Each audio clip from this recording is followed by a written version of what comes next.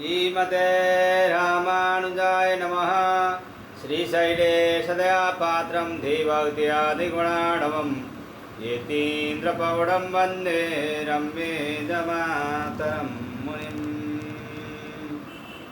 रम्येदमातृयोगीन्द्रपादरेखामयं सदा तदा यतात्मसत्तादिं रामानुजमुनिं भजे।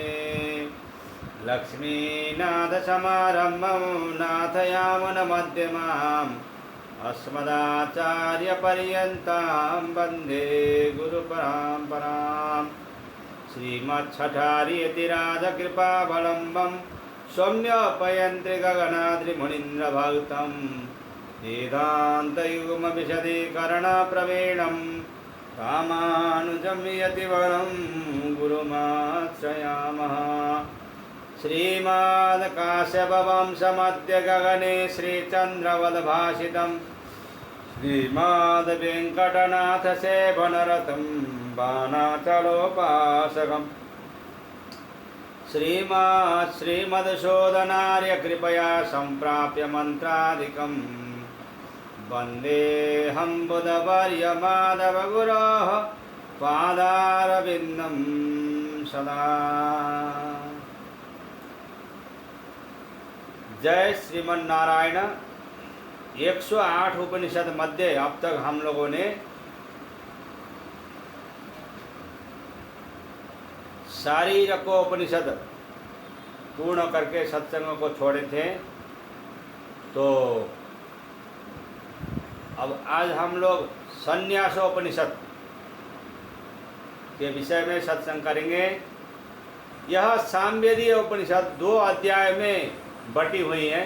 प्रथम अध्याय में संन्यास का स्वरूप और उसकी ग्रहण पद्धति तथा आचार आदि का विशद विवरण है। दूसरा अध्याय बहुत बड़ा है, जिसमें साधन चतुष्टय से लेकर संन्यासाधिकार का विशद वर्णन है। इसमें सन्यासी के 4 प्रकार बताए गए हैं। जैसा कि पहले हम लोगों ने सत्संग कर चुके हैं, नारद परिव्राजक उपनिषद, उसमें 6 प्रकार के सन्यासियों के विषय में बताया था। तो यहाँ 4 प्रकार के सन्यासियों के विषय में बताता है। वैराग्य सन्यासी, ज्ञान सन्यासी, ज्ञान वैराग्य सन्यासी और कर्म सन्यासी, और आगे चलकर 6 प्रकार के सन्यासियों का क्रम बताया गया है। जिस प्रकार वहाँ हम लोगों ने नारद परिव्राजक उपनिषद में 6 प्रकार के सन्यासियों के विषय में बताया था, वैसे यहाँ भी यह है कुटिजक, बौद्धक, हंस, परमहंस, तुरीयातीत और अवधूत। इसी के अनुपात में उपनिषदकार ने आत्मज्ञान की स्थिति और स्वरूप भी बताया है। सन्यासी के आचरण एवं यदृच्छया प्राप्त भोजन में परितोष आदि का भी कथन इस उपनिषद में किया गया है। आत्मचिंतन, प्रणव, जप आदि से युक्त मनुष्य को मोक्ष की अधिकारी कहा गया है इस उपनिषद में।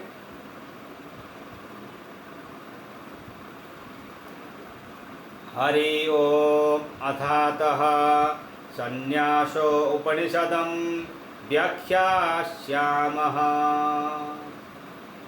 योऽनुक्रमेण संन्यस्ति स संन्यास्तो भवति, कोऽयं संन्यास उच्यते, कथं संन्यास्तो भवति।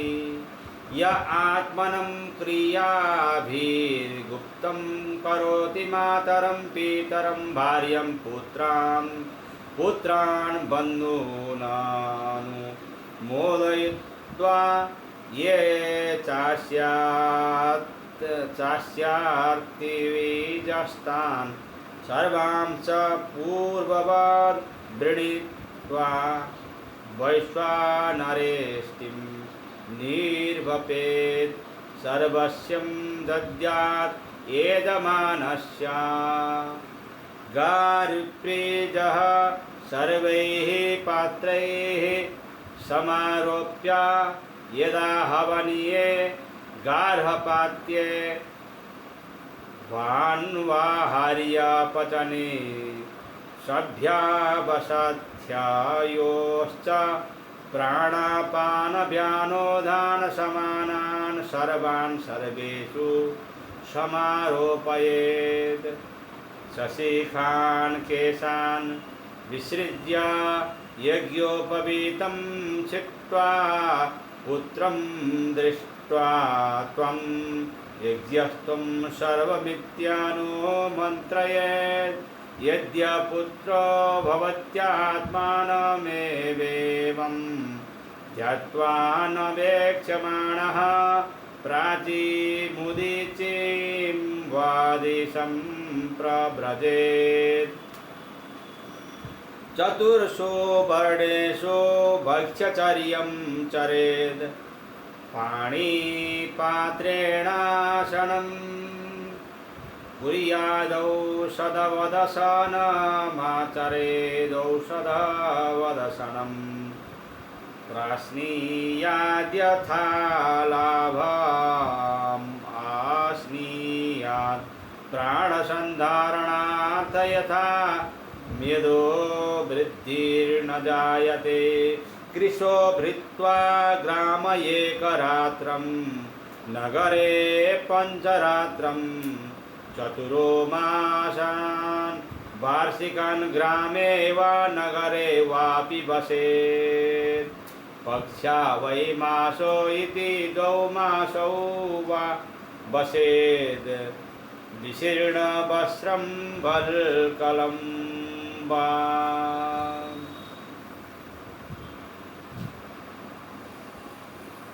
प्रतिगृह्णीयात् नान्यात् प्रतिगृह्णीयात् यद्यशक्तो भवति। क्लेशातस्तप्यते तप इति यो वा एवं क्रमेण सन्न्यास्यति। यो वा एवं पश्यति किमस्य यज्ञोपवीतं काश्यशिखा कथं वास्योपस्पर्शनमिति कं होवाच। इदमेवास्य यज्ञोपवीतं येदात्मध्यानं या विद्या सा शिखा निरैः सर्वत्रावस्थितैः कार्यं निर्वर्तयान्नुदरपात्रेण जलतीरे निकेतनं। ब्रह्मवादिनो वदन्त्यास्तमित आदित्ये कथं चास्योस्पर्शनमिति तान् होवाच।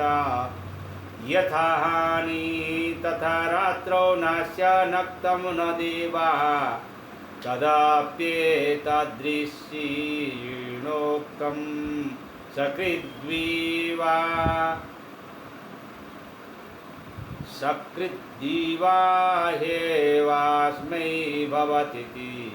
य एवं विद्वानेतेनात्मानं संधत्ते।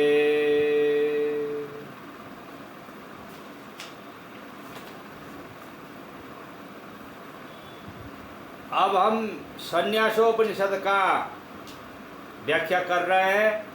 जो मनुष्य कर्मानुसार जगत का त्याग करता है वह सन्यासी होता है।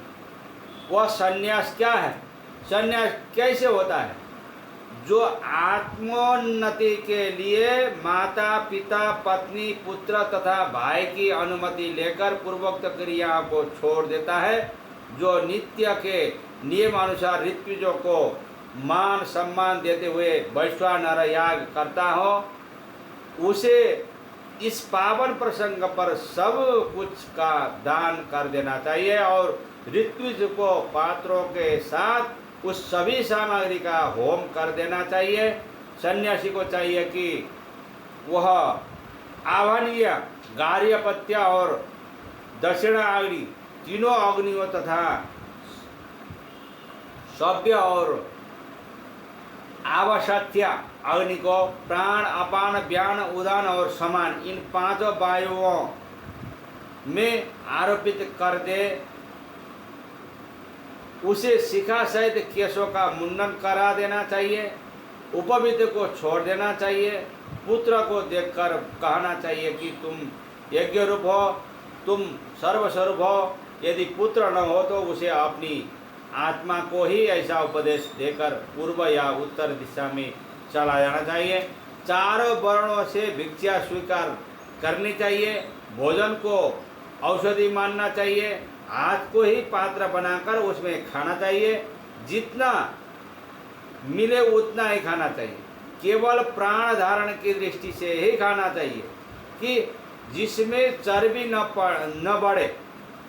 दुबले पतले शरीर वाले रहकर उसे गांव में 1 रात, नगर में 5 रात रहना चाहिए। चातुर्मास्य के व्रत के समय में एक ही गांव या नगर में रुक जाना चाहिए, अथवा तो पखवाड़े को ही मास मानकर 2 महीनों तक ठहर जाना चाहिए। फटे पुराने वस्त्रों को या बलकल को ही धारण करना चाहिए, अन्य वस्त्र नहीं रखना चाहिए। आसक्त होकर भी उसे सहना तप कहा जाता है। जो इस प्रकार क्रम से सन्यासी होता है उसके लिए तो क्या योग्य पवित्र, क्या सीखा, कैसा आचमन, इन प्रश्नों के उत्तर ये है कि आत्मध्यान ही सन्यासी का योग्य पवित्र है। विद्या ही उसकी शिखा चोटी है। सभी जगह में प्राप्त जल के लिए पेट ही उस सन्यासी का पात्र है तथा जलाशय का तट ही उसका आश्रय स्थान होता है। ब्रह्मवादी लोग कहते हैं कि उसके लिए सूर्य का अस्ताचल की ओर गमन करने पर आचमन किस तरह होता है, तो इसका उत्तर यह है कि इस प्रकार के सन्यासी के लिए रात और दिन एक समान ही होते हैं। उसके लिए न रात होती है न दिन होता है सन्यासी के लिए। जो सन्यासी अथवा साधक भी सतत अपने आत्मानुसंधान में ही लगा रहता है उसके लिए सदैव दिन ही है, ऐसा ऋषियों ने कहा है। सन्यासियों के लिए रात और दिन एक ही होता है।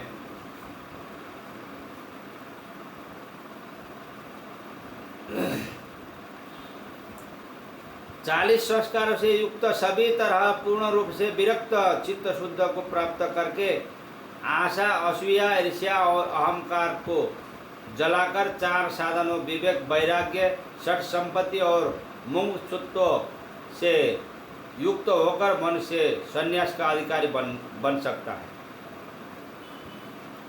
जो साधक संन्यास लेने का एक बार निश्चय करके फिर संन्यास नहीं लेता वह बड़े बड़े तप व्रत करके ही बाद में संन्यास लेने योग्य बनता है।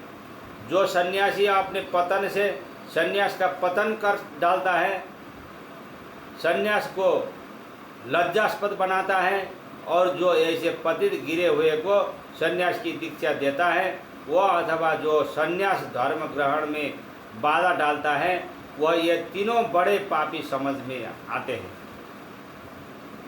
समझे जाते हैं। नपुंसक, पतित,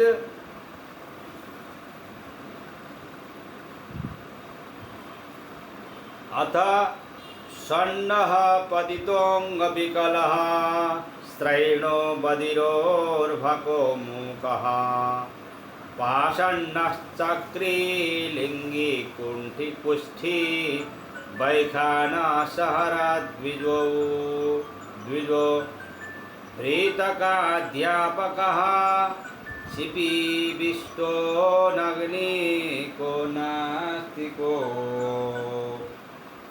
वैराग्यवन्तोऽप्येतेन संन्यासार्हः संन्यस्ता यद्यपि महावाक्योपदेशे नाधिकारिणः। नपुंसक, पतित, विकलांग,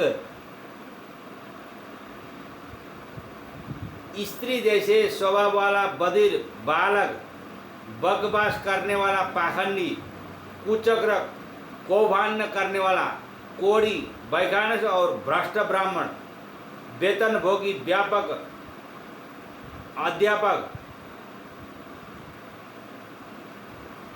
अजितेंद्रिय, अग्निहोत्र से वंचित और नास्तिक ये लोग विरक्त हो गए हो तो भी संन्यास दीक्षा के लिए योग्य नहीं है। यदि उन्हें संन्यास कदाचित दिया भी जाए तो भी वह महावाक्यों के उपदेश के लिए तो अधिकारी है ही नहीं।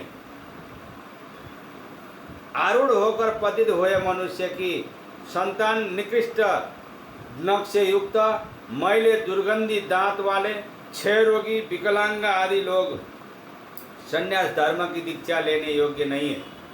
जो मनुष्य व्रत, यज्ञ, तप, दान, होम और स्वाध्याय से रहित है, सत्य और पवित्रता से रहित है, ऐसे मनुष्यों को संन्यास की दीक्षा नहीं देनी चाहिए, नहीं लेनी चाहिए। परंतु ऐसे लोग यदि चाहे तो आतुर संन्यास हो सकते हैं, परंतु संन्यास के नियमानुसार तो ऐसे लोग सन्यासी नहीं हो सकते हैं, आतुर संन्यास केवल हो सकते हैं।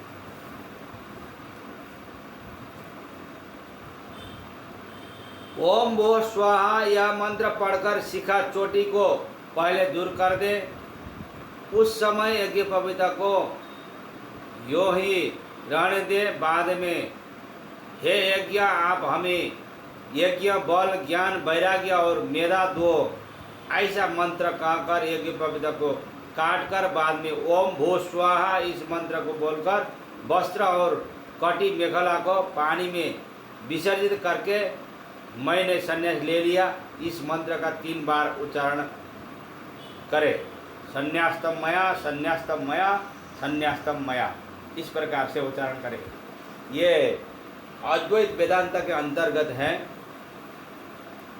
सन्यासी बने हुए द्विज को देखकर सूर्य भी अपने स्थान से चलायमान होने लगता है, क्योंकि उसे लगता है कि कहीं यह द्विज सन्यासी मेरे मंडल को भेद कर ब्रह्म को प्राप्त हो जाएगा। जो ब्राह्मण सन्यासी मैं सन्यासी हो गया हूँ ऐसा स्वीकृति कथन करता है, वह अपने से पहले की 60 पीढ़ियों को और आने वाली 60 पीढ़ियों को भवसागर से पार कर देता है। सन्यासी के जो संतति जन्य दोष है और जो अपने शरीर जन्य दोष है, उन सभी को वह जैसे तुषों से उत्पन्न किया गया अग्नि सुवर्ण की मलिनता को दूर कर देता है, वैसे ही दूर कर देता है। और हे सखा, तुम हमारी रक्षा करो, ऐसा कहकर दंड को धारण करना चाहिए। मतलब सखा में गोपाया ऐसा बोल के वह दंड उत्तम बांस का होना चाहिए। वह सीधा छाल सहित सम संख्या युक्त गांठों वाला होना चाहिए। वह किसी पवित्र स्थान में उगा हुआ होना चाहिए। उसमें किसी भी प्रकार का दाग, धब्बा आदि नहीं होना चाहिए। वह जला हुआ और कीड़ों आदि के द्वारा खाया हुआ भी नहीं होना चाहिए। वह गांठों के साथ होना चाहिए और लंबाई में वह नासिका या शिखा या भौहों तक और मस्तक, ये सहस्रार मस्तक तक की लंबाई वाला होना चाहिए। अपना वो जो सन्यास लेता है उसका। सन्यासी कमंडल को हाथ में लेते हुए यह मंत्र कहे कि हे सौम्य, तुम तो जगत के जीवन के आधारभूत जल को धारण करने वाले हो, तुम मुझसे मंत्रणा करते हो रहो। यह कहकर कमंडल को हाथ में लेकर योगपट्ट में सुशोभित होकर सुखानुभव करते हुए यत्र तत्र कहीं भी विहार करना चाहिए। सन्यासी को सभी प्रकार के धर्म और अधर्म का, सत्य और असत्य का त्याग ही कर देना चाहिए और उसके बाद जिस मन से धर्म और सत्य का त्याग कर दिया है, उस मन का भी त्याग ही कर देना चाहिए सन्यासी को सभी प्रकार के धर्म और अधर्म का, सत्य और असत्य का त्याग ही कर देना चाहिए। सन्यासी के 4 भेद बताए गए हैं। वैराग्य सन्यासी, ज्ञान सन्यासी, ज्ञान वैराग्य सन्यासी और कर्म सन्यासी। ये अद्वैत वेदांत के अंतर्गत ये संन्यासोपनिषद है। दृष्ट जागतिक और आनुश्रविक श्रुति कथित विषयों में तृष्णा रहित होकर तथा पूर्व जन्मों के पुण्य कर्मों के परिणाम स्वरूप वैराग्य उत्पन्न होने के कारण जो मनुष्य संन्यास धर्म ग्रहण कर लेता है वह वैराग्य सन्यासी कहा जाता है। शास्त्रों का ज्ञान प्राप्त करके पाप पुण्य आदि सांसारिक विषयों को सुनकर जो जगत प्रपंच से उपरत हो गया हो, परे हो गया हो और वैदिक वासना, पुत्र धन कीर्ति की वासना तथा शास्त्र वासना तथा लोक व्यवहार की वासना छोड़कर सभी प्रकार की सांसारिक प्रवृत्तियों को वमन किए हुए अन्न की भांति त्याज्य मानकर साधन चतुष्टय से विवेक, वैराग्य, षड संपत्ति और मुमुक्षुत्व से युक्त होकर जो संन्यास लेता है वह ज्ञान सन्यासी कहा जाता है। जो मनुष्य क्रमानुसार सभी का अभ्यास करके सभी प्रकार के अनुभव लेकर बाद में ज्ञान और वैराग्य के द्वारा परम तत्व को भली भांति जानकर देह मात्र को ही जगत में रहा हुआ मानकर जो संन्यास धर्म ग्रहण करता है उसे ज्ञान वैराग्य सन्यासी कहा जाता है। ब्रह्मचार्य, गृहस्थ और वानप्रस्थ इन तीनों आश्रमों का क्रमानुसार पालन करने के बाद वैराग्य परिपक्व न होने पर भी शास्त्रों के नियम अनुसार संन्यास ग्रहण कर लेना चाहिए। ऐसा मानकर जो संन्यास लेता है उसे कर्म संन्यास कहा जाता है। यह संन्यास छह भेद वाला होता है। कुटीचक, बहुदक, हंस, परमहंस, तुरीयातीत और अवधूत, ये 6 प्रकार का होता है। कुटीचक सन्यासी अपने शरीर पर शिखा और यज्ञ पवित्र को धारण किए रहता है।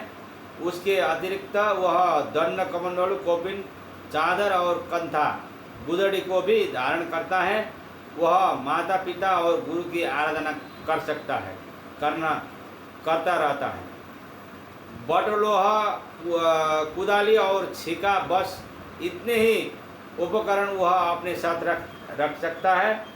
वह एक ही जगह पर भोजन करने वाला होता है। वह श्वेत ऊर्ध्वपुंड को धारण करता है और त्रिदंड को भी धारण करता है।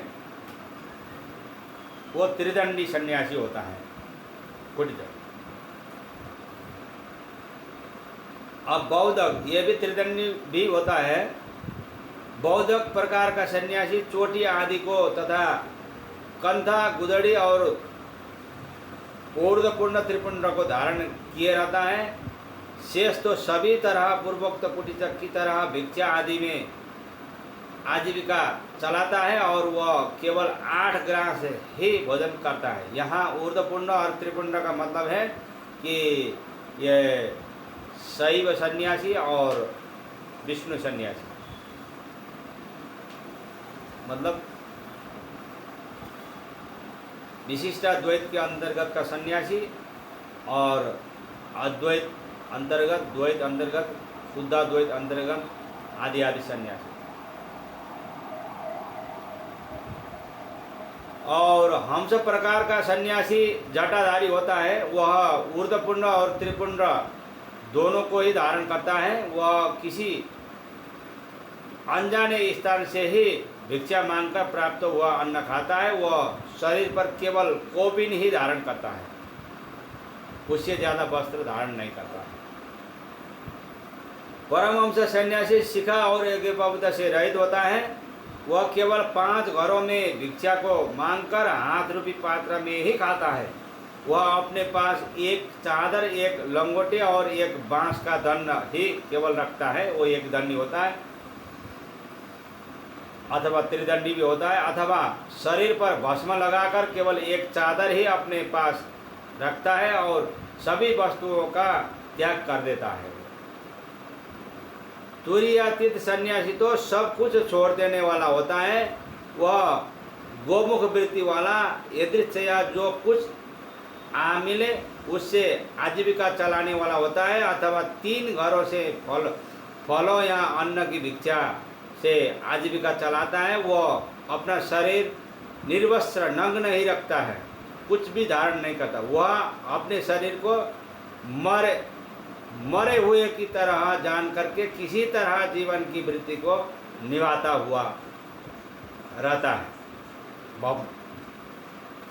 और फिर अवधूत नामक सन्यासी किसी भी तरह के नियम को नहीं मानता। वो पतित और निंदित लोगों को छोड़कर अन्य सभी से वह आहार प्राप्त करके खाता है। वह अपने स्वरूप की खोज में ही सतत लगता रहता है, पुनर्ध्याय पुनर्जपित। वह सोचता रहता है कि यह जो वृक्ष या घास और पर्वत वाला जगत है वह मैं नहीं हूँ। जो ब्रह्मा दिखाई पड़ता है वह तो सब कुछ अति जड़ ही है। मैं व्यापक भला या वह कैसे हो सकता हूँ। अत्यल्प काल में ही नष्ट हो जाने वाला अचेतन देह भी तो मैं नहीं हो सकता। मैं सन्यासी केवल एक क्षण मात्र ही ठहरने वाला जड़ रूप शब्द कर्ण शस्कुली जो स्वरूप आत्मा स्वरूप से बिल्कुल शून्य स्वरूप वाला है वह अचेतन मैं नहीं हूँ। क्षण में नष्ट और क्षण में पैदा होने वाली इस त्वचा से भी मैं अलग ही हूँ। मैं वह जड़ अचेतन स्पर्श भी नहीं हूँ। मैं तो चैतन्य के प्रभाव से आत्मानुभूति करता हूँ। चांचल्य युक्त मन और मनोयुक्त जीव द्वारा उत्पन्न तुच्छ स्पंद शक्ति वाला रस भी मैं नहीं हूँ। इसी तरह दृश्य और दर्शन के विलीन हो जाने से नष्ट हो जाने वाला अचेतन जड़ अनुभव भी मैं नहीं हूँ। पदार्थ और घ्राणेन्द्रिय द्वारा परिकल्पित जो गंध है वह भी तुच्छ है और जड़ ही है, वह मैं नहीं हूँ। मैं सन्यासी ममत्वहीन हूँ। मैं मनन रहित हूँ। मैं शांत हूँ। 5 इंद्रियों के भ्रम से विहीन हूँ। मैं शुद्ध चैतन्य ही हूँ।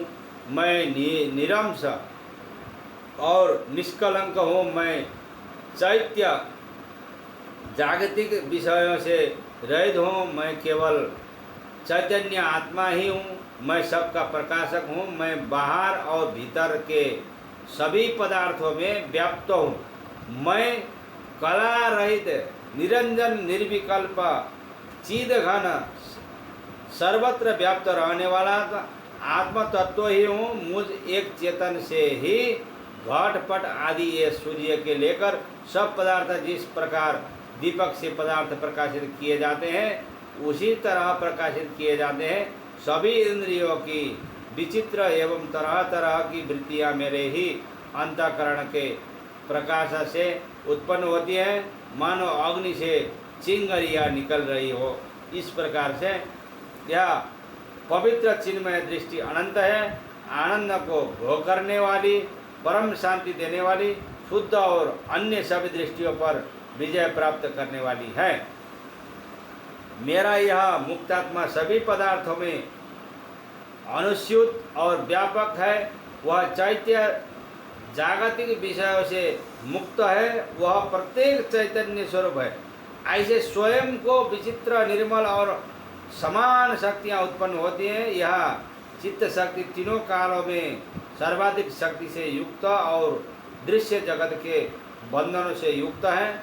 ऐसी चित्त शक्ति में समता ही अवशिष्ट रहती है। वह वाणी से नहीं कही जा सकती। इसलिए वह शाश्वत असत्ता शून्य की भांति ही निरात्मता की ही सिद्धि हो ऐसी शेष रहती है। तात्पर्य है कि ज्ञानी की आत्मकल्पना तथा अज्ञानी की अनात्म कल्पना दोनों इसमें से दूर हो गई है। ऐसी निष्प्रतियोगिक ब्रह्म की स्थिति को ही यहाँ नैरात्म्य सिद्धांत की दशा कहा है। जो चित्त शक्ति इच्छा और अनिच्छा में अवस्थित है वह मलों से आच्छादित है। वह जाल में फंसी हुई पक्षिणी की तरह अक्षम है, इसीलिए इच्छा द्वेष से उत्पन्न हुए द्वंद्वों के मोह से विवश ये तुच्छ प्राणी मानव धरती के छिद्रों में कीड़े ही हो ऐसी समानता को प्राप्त हो गए हैं। मुझ अविच्छिन्न चिदात्मा को नमस्कार हो। मैं निरंतर परम प्रत्यक्ष प्रबुद्ध और सदोदित ही हूँ। मैं अद्भुत परे हूँ, अर्थात विकल्पों से अतीत हूँ। मैं जो हूँ सो हूँ। कैसे भी मुझे नमस्कार हो। तुम्हें और मुझे तथा मुझे और तुम्हें दोनों चिदात्मा को नमस्कार हो। परमेश्वर ऐसे तुझे नमस्कार हो। शिव ऐसे मुझे नमस्कार हो। जो बैठते हुए भी नहीं बैठता और जाता हुआ भी नहीं जाता, जो शांत होते होते हुए भी व्यवहारों में रहा हुआ होता है और जो काम करता हुआ भी लिप्त नहीं होता, यह आत्मा सुप्राप्य है, इसलिए सुज्ञ भी है और आत्मीय बंधु जैसा है। और शरीर रूपी कमल पुष्प में वह भ्रमर जैसा है। मुझे भोग की अवस्था में भी कोई वांछा नहीं है और भोग के अभाव में भी कोई वांछा नहीं है। जो आए वह भले ही आए और जो जाए तो भले ही जाता रहे। मन से मन को काटकर जब निरहंकारता को वह प्राप्त होगा और जब भाव से भाव गलित हो गया है, तब तो मैं केवल स्वात्मा में ही अकेला अवस्थित रहता हूँ। मैं भाव शून्य, अहंकार शून्य, मन शून्य, चेष्टा शून्य, स्पंद शून्य और केवल एकमात्र शुद्ध आत्मा स्वरूप ही हूँ। कोई मेरा शत्रु नहीं है। मेरे शरीर रूपी पिंजरे में रहने वाली निरहंकारिता रूपी पक्षिणी तृष्णा रूपी रस्सी के समूह को काटकर न मालूम कहाँ उड़कर चली गई। न मेरा कोई शत्रु है, न मेरा कोई मित्र है। इस प्रकार से जिसमें अहंकार का कोई भाव नहीं है, जिसकी बुद्धि विषय में लिप्त नहीं होती, जो सभी प्राणियों में समानता से रहता है, उसका जीवन शोभायमान होता है। इस प्रकार से ये सन्यासी रहता है। आज के लिए इतना ही। जय श्रीमन नारायण। अस्मद गुरु जय जय, परम गुरु जय जय, श्री सर्व गुरु रामानुज जय जय, रामानुज जय जय, येति पति जय जय, श्री धरणी धरा फणिपति जय जय, षटरिपु जय जय, कारिसेनु जय जय, श्री विश्वसेन मुनि सेनापति जय जय।